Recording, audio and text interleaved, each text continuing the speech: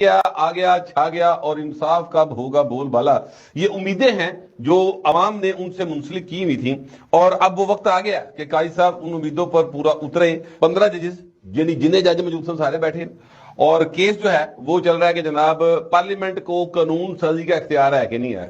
حاصل ہی گل ہے نا، کیونکہ اس کے اوپر سٹے کر دیا گیا تھا۔ شعر تھا کہ جو دیکھتا ہوں وہ بولنے کا عادی ہوں، میں اپنے شہر کا سب سے بڑا فسادی ہوں۔ ساہ اکھڑ گئے ہوندے نے کیونکہ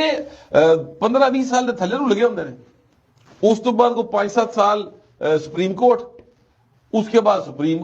ہائی کورٹ تے پھر سپریم کورٹ تے پائنوں کو 30 سال تو بعد بندہ اتنے پہنچے ہوندا ہے، وہ دے ساہ اکھڑے پے ہوندے نے بیچارے، ہفیا ہوندا ہے کو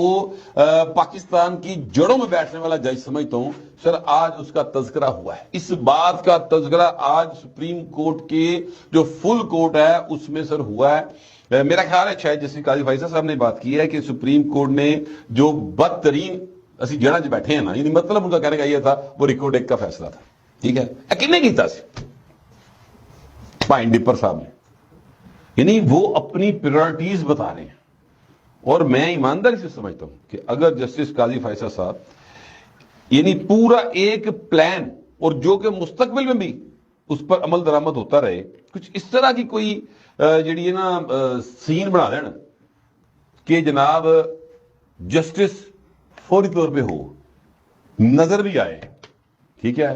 میں کہتا ہوں اس قوم کے اوپر بہت بڑا احسان ہوا۔ کوئی چیف آوے کوئی چیف جاوے، دیکھیں یہ چیف صاحب 13 مہینے کے لیے، 13 مہینے بعد اگلے چیف صاحب آ جائیں گے۔ یہ چیف صاحب جو ہیں وہ 13 مہینے میں اپنی مرضی کر لیں، فرض کریں، اور اگلا چیف آگے وہ ساری مرضی کے بدل دے تو کی فائدہ؟ تاریخ میں تو یہ چیف صاحب زندہ رہیں گے، تعریف بھی ہوگی، جیسے ہم تعریف کرتے ہیں جسٹس کارلینیس کی،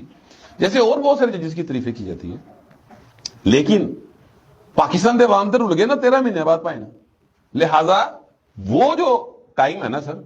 اس کو بھی کسی سائیڈ پہ ہونا چاہیے تاکہ انصاف کا بول بالا جڑا نا وہ ہوئے اور لوگوں کو انصاف ملتا رہے، اے نا 13 مہینے بعد بریک لگ جائے۔ اس طرح کا سسٹم لوگ دیکھ رہے ہیں، چاہ رہے ہیں۔ اچھا